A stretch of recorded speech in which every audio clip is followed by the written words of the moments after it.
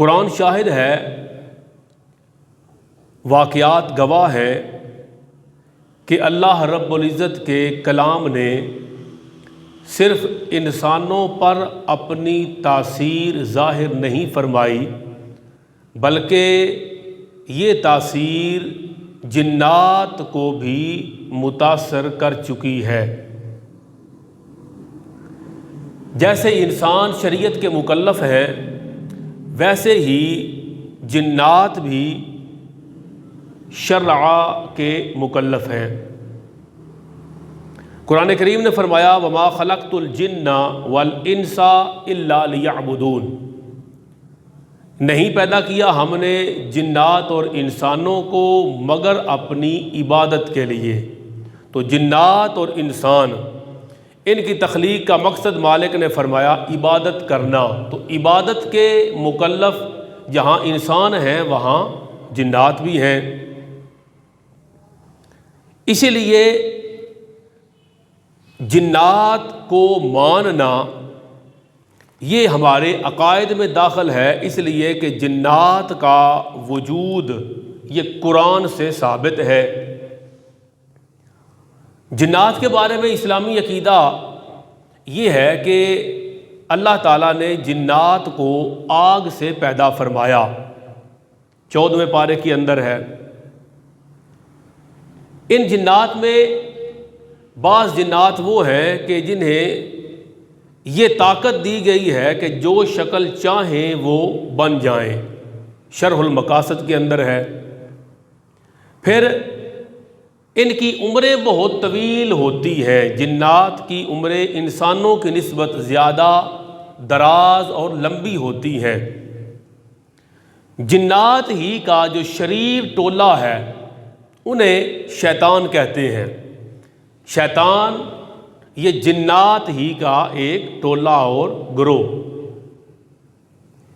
یہ سارے جنات انسانوں کی طرح ذی عقل ہوتے ہیں، روح اور جسم والے ہوتے ہیں، جنات مذکر اور مؤنث ہوتے ہیں۔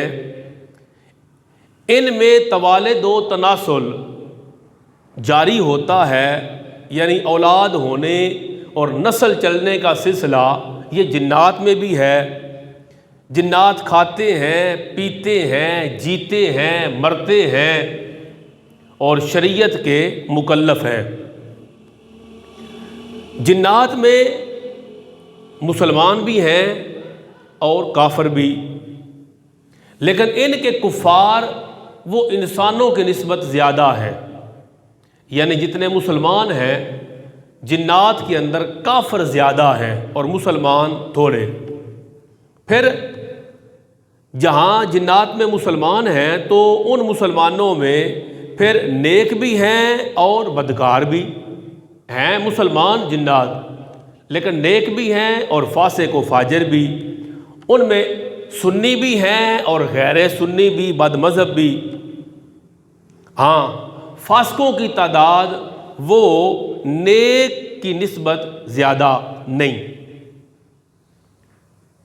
جنات ان کا وجود قرآن سے ثابت ہے۔ سورہ جن باقاعدہ قرآن کریم میں جنات ہی کے حوالے سے نازل ہوئی۔ ان کے وجود کا انکار کرنا کفر ہے۔ بعض لوگوں نے کہا کہ بدی کی قوت کا نام جن ہے، تو ایسا کہنا بھی شریعت کے خلاف ہے۔ یہ باقاعدہ وجود رکھتے ہیں۔ اللہ نے انسان کو مٹی سے بنایا، مالک نے فرشتوں کو نور سے بنایا اور جنات کو آگ سے تخلیق فرمایا۔ تو جنات کے حوالے سے یہ باقاعدہ اہل ایمان کا جو عقیدہ ہے وہ میں نے آپ کی خدمت میں عرض کیا۔ اب آپ سورہ جن کا مطالعہ کریں، سورہ احقاف کا مطالعہ کریں تو جنات کے بارے میں جو شریعت کے احکامات ہیں اور بڑے دلچسپ واقعات ہیں وہ تفصیل کے ساتھ آپ کو پڑھنے کے لیے مل جائیں گے۔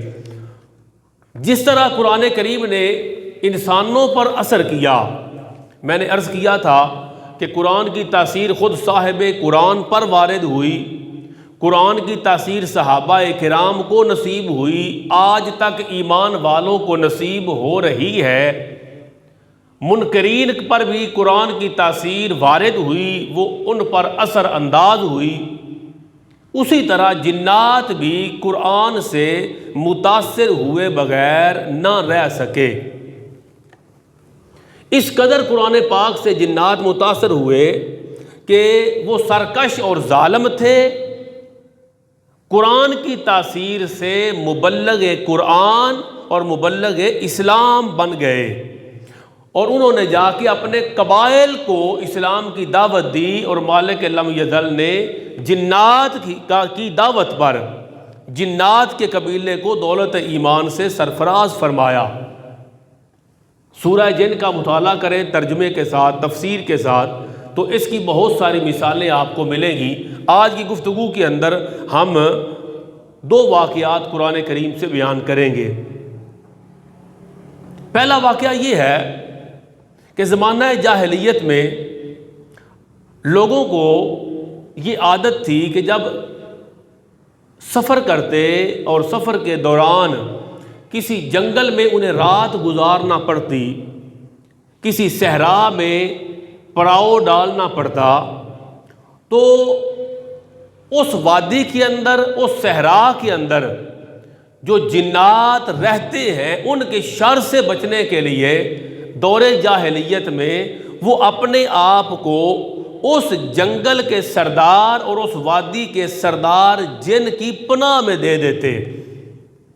دور جاہلیت کا یہ دستور تھا، دوران سفر رات گزارنے کے لیے کسی جگہ جنگل میں پڑاؤ کرتے، صحرا میں ٹھہرتے، تو وہ کہتے اعوذ بعزیز ھذا الوادی من شر سفہاء تعریمہ، میں اس جنگل کے سردار کی پناہ لیتا ہوں اس کی قوم کے شریروں سے، شرارتیوں سے، یعنی جو اس جنگل کے اندر جنات کا سردار ہے میں اس کی پناہ لیتا ہوں تاکہ اس کے اندر جو جنات ہیں وہ مجھے تنگ نہ کریں۔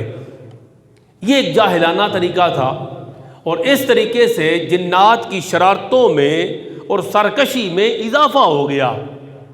انہیں سمجھ آ گئی کہ یہ لوگ تو ہم سے ڈرتے ہیں اور ہماری پناہ مانگنے کے لیے ہمارے سردار ہی کی پناہ میں آتے ہیں۔ دین اسلام جب جلوہ افروز ہوا تو مالک کی طرف سے حکم آیا کہ اب تم اللہ کی پناہ مانگا کرو، اعوذ باللہ من الشیطان الرجیم، اب اللہ کی پناہ مانگا کرو، وہ تمہیں شیطان مردود سے اور اس کے چیلوں کی شرارتوں سے محفوظ رکھتا ہے۔ جنات نے ایک دفعہ سفر کے دوران حضور صلی اللہ تعالی علیہ وسلم کی تلاوت کو سنا، متاثر ہوئے۔ حضرت سعید بن جبیر آپ فرماتے ہیں کہ رافع بن عمیر رضی اللہ تعالی عنہ انہوں نے اپنے مسلمان ہونے کا واقعہ بیان کیا، اور تفسیر مظہری کے اندر قاضی ثناء اللہ پانی پتی رحمۃ اللہ تعالی علیہ نے اسے تحریر فرمایا۔ واقعہ یہ ہے، حضرت رافع بن عمیر کہتے ہیں ایک سفر کے دوران رات کو میں ایک ریگستان میں آرام کے لیے ٹھہرا۔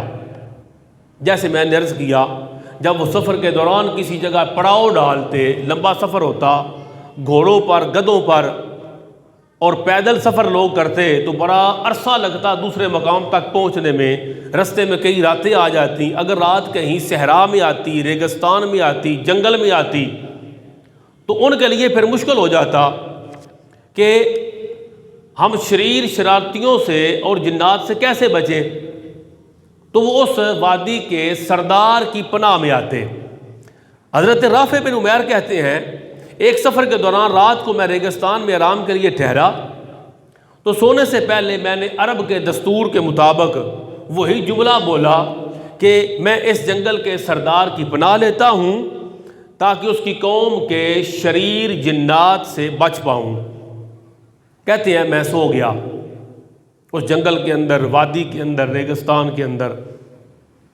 خواب میں نے دیکھا کہ کوئی میری اونٹنی ذبح کر دینا چاہتا ہے، اونٹنی پر تھا، اونٹنی کو رات میں نے باندھ دیا، میں سو گیا اور اپنے آپ کو روٹین کے مطابق دور جاہلیت کی اس جنگل کا جو سردار جن تھا، میں نے کہا کہ اے سردار جن، میں تیرے والے، تیری پناہ میں سو گیا۔ اب جب سویا تو خواب دیکھا کوئی میری اونٹنی ذبح کر دینا چاہتا ہے۔ میں گھبرا کے اٹھ گیا، ادھر ادھر دیکھا، کوئی نہیں تھا۔ میں دوسری مرتبہ پھر سو گیا، پھر سویا تو پھر خواب دیکھا کہ کوئی میری اونٹنی کو پکڑ رہا ہے اور اس کو ذبح کرنا چاہتا ہے، وہ جن تھا۔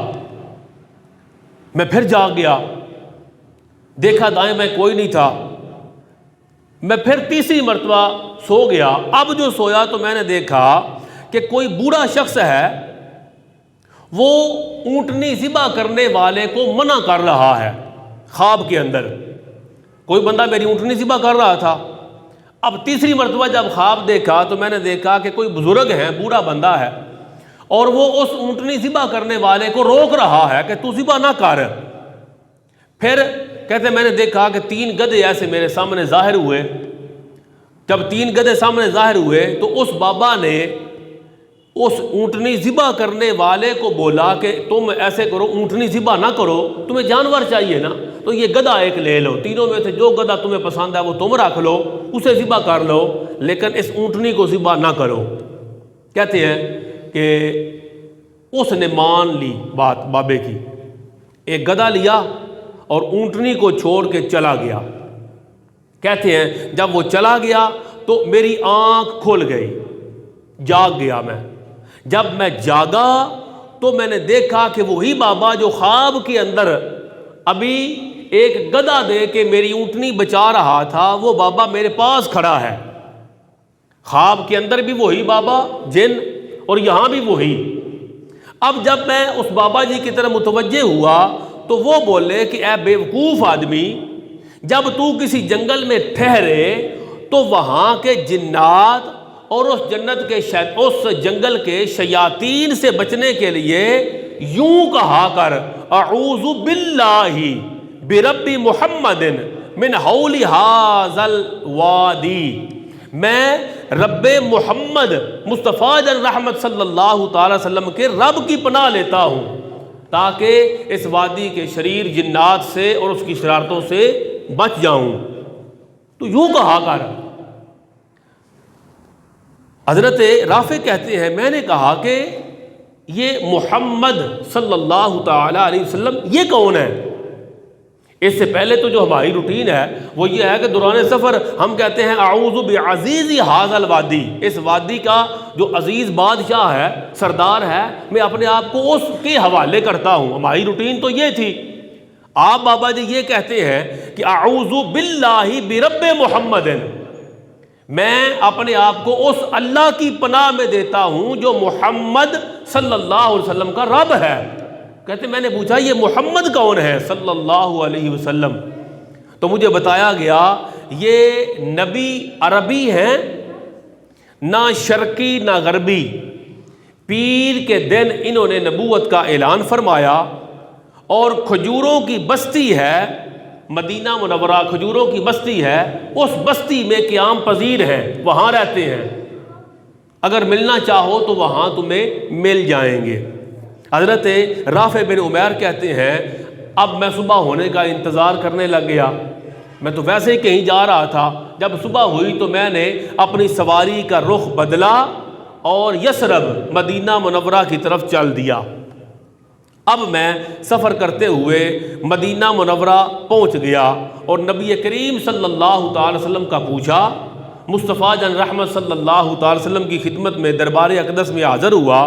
حضور علیہ السلام نے مجھے دیکھتے ہی میرے کچھ عرض کرنے سے پہلے جو میرے ساتھ واقعہ ہوا تھا وہ سارا واقعہ بیان فرما دیا اور مجھے اسلام قبول کرنے کی دعوت دی۔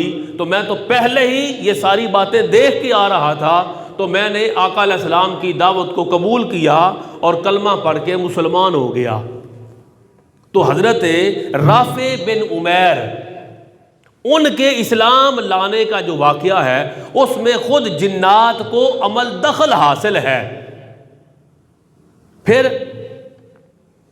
جنات کے قرآن کریم سے متاثر ہونے کا ایک دوسرا واقعہ، حضور صلی اللہ تعالی وسلم کی بعثت سے پہلے یہ جنات بادلوں کی انتہا پر پہنچتے، اوپر کی طرف جہاں تک ان کی پہنچ تھی، بادلوں کی انتہا تک پہنچتے اور وہاں پہنچ کے فرشتوں کا کلام سنتے، مستقبل کے بارے میں جو فرشتے آپس میں بات چیت کر رہے ہوتے، فلاں علاقے میں یہ ہوگا، فلاں کے ساتھ یوں ہوگا، تو فرشتوں کا کلام سن لیتے اور سن کے وہ جنات زمین پہ آتے، وہ جن کی ملکیت ہوتے، جن کے تصرف میں ہوتے، تو کاہنوں کو آ کے وہ بتاتے، وہ سارے راز آسمانوں سے چرائے ہوئے راز آ کے بتاتے، اور وہ کاہن جو تھے وہ پھر بہت زیادہ مال و دولت لے گی اور پروٹوکول لے کے لوگوں کو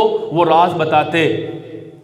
اس دور میں کاہنوں کا کاروبار عروج پر تھا، جن کے قبضے میں جنات تھے، کیونکہ جنات آسمانوں کی طرف جاتے اور راز چوری کر کے خبریں سن کے نیچے آ کے بتاتے، پھر ان خبروں کو یہ تڑکا لگا کے آگے لوگوں کو بتاتے۔ تو کوئی بندہ کوئی بھی اہم کام نہیں کرتا تھا جب تک کہ وہ اپنے علاقے کے کاہنوں سے پوچھ نہ لیتا کہ میرے بارے میں یہ کام تمہاری کیا خبر ہے۔ تو وہ جو کاہن بتاتے تھے اس کو آگے جن بتاتے، اور جنوں کو پتہ چلتا کہ وہ آسمانوں کے قریب تک پہنچتے اور فرشتوں کی باتوں کو سن لیا کرتے۔ حضور صلی اللہ تعالی علیہ وآلہ وسلم جب جلوہ افروز ہوئے تو پیارے آقا کی بعثت کے بعد یہ سلسلہ ختم ہو گیا۔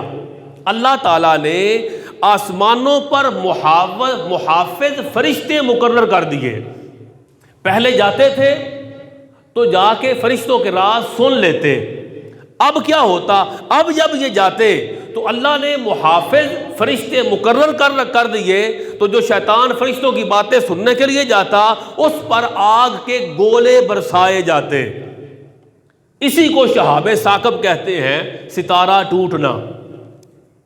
اس کی سائنسی توجیہ سائنس کی نظر سے مختلف ہے، کیونکہ سائنس ظاہر پر اعتماد کرتی ہے، اور اس کی باطنی توجیہ وہ ہے جو قرآن و سنت نے بیان فرمائی ہے۔ بہرحال جب شیطانوں کو فرشتوں کی آوازیں سننے اور خبریں چرانے میں دقت ہوئی، حضور علیہ السلام مبعوث ہو گئے، ان کا صدیوں سے معمول یہ تھا کہ جنات آسمانوں کی طرف جاتے، خبریں چرا کے لاتے، کاہنوں کو بتاتے، کاہن آگے لوگوں کو بتاتے، اور بزنس کا سلسلہ چل رہا تھا۔ اب اللہ نے پہرے دار بٹھا دیے۔ اب جب یہ خبر لینے جنات جاتے تو آگے سے آسمان کی طرف سے ان پر آگ برستی۔ اب جب ایک مرتبہ نہیں کئی مرتبہ یہ واقعہ رونما ہوا تو تب سارے جن اور شیطان جمع ہو کے بیٹھ گئے، اور جنات کے سردار شیطان نے اس نے کہا کہ اے میرے ساتھیو، زمین میں پھیل جاؤ اور جا کے تلاش کرو کہ کوئی ایسا واقعہ رونما ہوا ہے یقیناً زمین میں جس واقعہ کی وجہ سے اللہ تعالیٰ نے آسمانوں پر پہرے دار مقرر کر دیے ہیں۔ اب راز لینے جاتے ہیں تو ہمیں آگ بڑھتی ہے، جبکہ صدیوں سے ہم یہ راز چرایا کرتے تھے اور لوگوں کو تڑکا لگا کے بتایا کرتے تھے۔ شیطان کے کہنے پر بہت سارے جنات زمین میں پھیل گئے۔ اب وہ جو جنات زمین میں پھیلے ان میں سے ایک جماعت بطن نخلا آ پہنچی۔ حضور صلی اللہ تعالی علیہ وآلہ وسلم بھی اس رات وہاں قیام پذیر تھے، اس وادی کے اندر۔ جب وہاں جنات کی جماعت بھی آئی، حضور صلی اللہ تعالی علیہ وآلہ وسلم نے نماز پڑھائی، قرآن کریم کی تلاوت فرمائی۔ جب قرآن کریم کی تلاوت جنات نے سنی تو وہ بہت متاثر ہوئے، اور متاثر ہو کر اسی وقت مصطفیٰ پاک صلی اللہ علیہ وسلم کی خدمت میں پہنچ کر کلمہ پڑھ کے مسلمان ہو گئے۔ آپ سورہ جن پڑھے نا، میں ابھی اس کو مطالعہ کر کے آیا ہوں، اس کا آپ ترجمہ فقط جا کے پڑھ لیں، اویلیبل ہے تو اس کی تشریح اور تفسیر پڑھیں تو آپ کو یہ ساری چیز وہاں پر ملے گی ڈیٹیل کے ساتھ۔ وہ کہتے ہیں کہ جب حضور صلی اللہ تعالی وسلم کی تلاوت سنی، متاثر ہوئے جنات کی پوری جماعت، وہیں پر وہ مسلمان ہو گئے اور مسلمان ہو کے پھر اپنی قوم کی طرف واپس لوٹے اور جا کے ان کو بتایا کہ جس راز کی ہم تلاش میں تھے کہ ایسا کیا ہو گیا کہ آسمانوں پر پہرے بٹھا دیے گئے اور ان پہرے داروں کی وجہ سے اب آسمان سے خبریں چرانا ہمارے لیے مشکل ہو گیا، اور اے شیطان تو نے ہمیں بھیجا تھا کہ جاؤ جا کے تلاش کرو زمین پر ایسا کیا واقعہ رونما ہوا۔ تو یہ جو بطن نخلا میں جنوں کی جماعت آئی، اس نے جا کے بتایا کہ ہم چلتے چلتے مدینہ منورہ پہنچے، مدینہ منورہ کے اندر ایک نبی آخر الزمان جلوہ افروز ہوئے ہیں، ان کا دعویٰ ہے کہ وہ اللہ کے آخری نبی ہیں اور ان پر اللہ کا آخری کلام نازل ہوا ہے، اور جنات کی جماعت نے کہا کہ ہم نے اس کلام کو خود سنا ہے اور ہمیں علم ہے کہ شاعری کیا ہے، عربی ادب کیا ہے، کہانت کیا ہے، جادو کیا ہے، اور ہم اس بات کی گواہی دیتے ہیں جو ان پیغمبر کی زبان سے سن کے آئے ہیں وہ کلام کسی مخلوق کا کلام نہیں ہو سکتا، اور ہم تو کلمہ پڑھ آئے ہیں، مسلمان ہو گئے ہیں، اور باقی جنات کو آ کے بتایا تم بھی کلمہ پڑھو اور نبی آخر الزمان کی غلامی کا شرف حاصل کر لو۔ ان کی جنات کی جماعت کی دعوت پر پھر 6 مرتبہ جنات کی بڑی بڑی جماعتیں حضور صلی اللہ تعالیٰ علیہ وسلم کی خدمت اقدس میں حاضر ہوئیں اور مسلمان ہونے کا شرف حاصل کیا۔ اب جنات کے اندر مسلمان بھی ہیں، کافر بھی ہیں، یہ آگ سے بنی ہوئی مخلوق ہے، اس میں شریر بھی ہیں اور متقی اور پرہیزگار بھی ہیں، ان میں کافر زیادہ ہیں، مسلمان تھوڑے ہیں، وہ جو تھوڑے مسلمان ہیں ان میں فاسق و فاجر زیادہ ہے لیکن متقی اور پرہیزگار بھی ہے۔ پھر تسلسل کے ساتھ جنات کی جماعتیں حضور صلی اللہ علیہ وسلم کی دربار اقدس میں آپ کی بارگاہ میں حاضر ہوتی، سرکار جب کلام فرماتے تو سرکار کی خدمت میں آ کے حضور کی حدیثیں سن کے آگے جا کے لوگوں تک پہنچاتے، اور آج تک ان جنات کا سلسلہ جاری ہے، اور قیامت تک جیسے شریعت کے پہرے دار اور ذمہ دار اور شریعت کے پابند اور مکلف مسلمان انسان ہیں، ویسے ہی اللہ نے جنات کو بھی شریعت کا مکلف بنایا ہے۔ اور اولیاء کرام نے کبھی کبھی ایسا ہوتا ہے کہ انہیں ان جنات کی زیارت بھی ہوتی ہے، اچھے لوگ موجود ہیں ان میں۔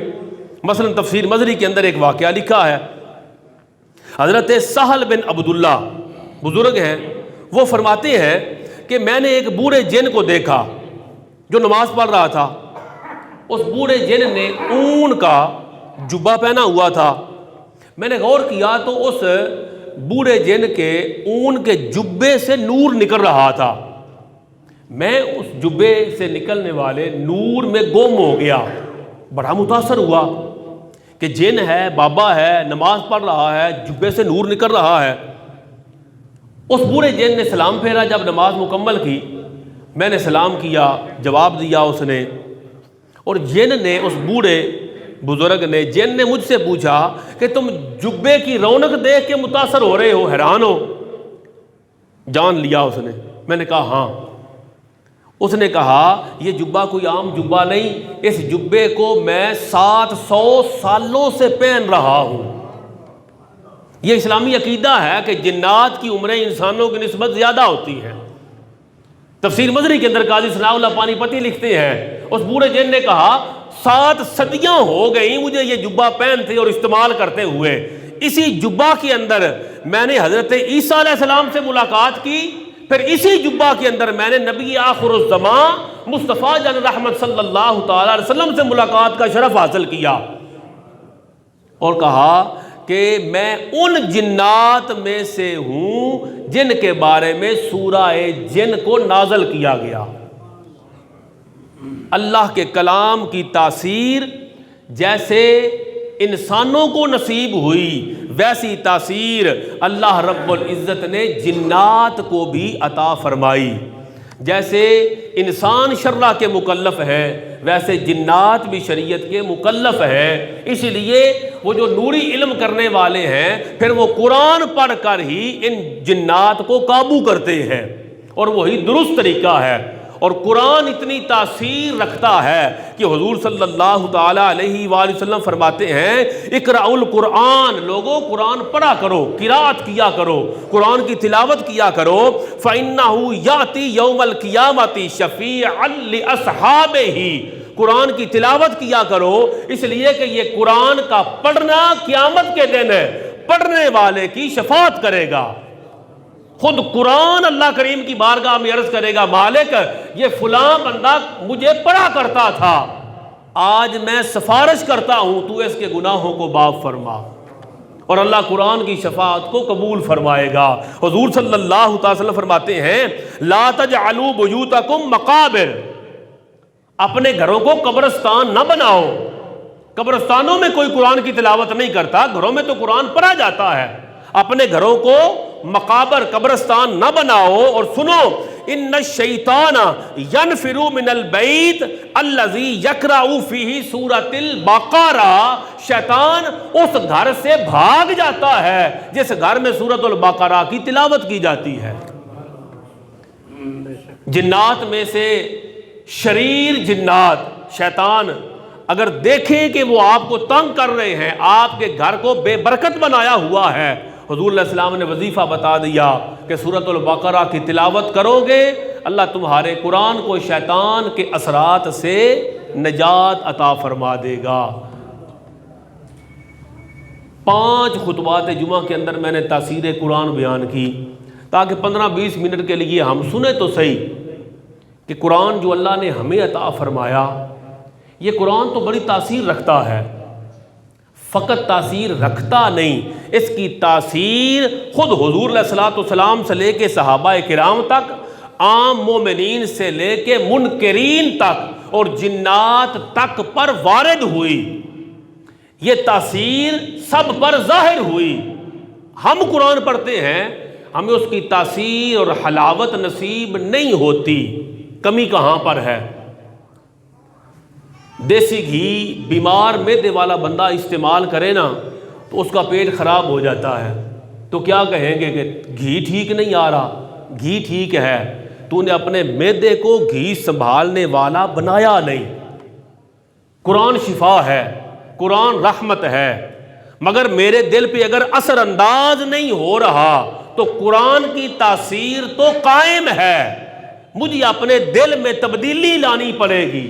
یہ دل قرآن کی تاثیر کو قبول کیوں نہیں کر رہا؟ آئیں ایمان کی چاشنی کے ساتھ قرآن کی تلاوت کرنا اور کرنے کی کوشش کریں تاکہ اللہ تعالی ہمیں وہ حلاوتیں نصیب فرمائے۔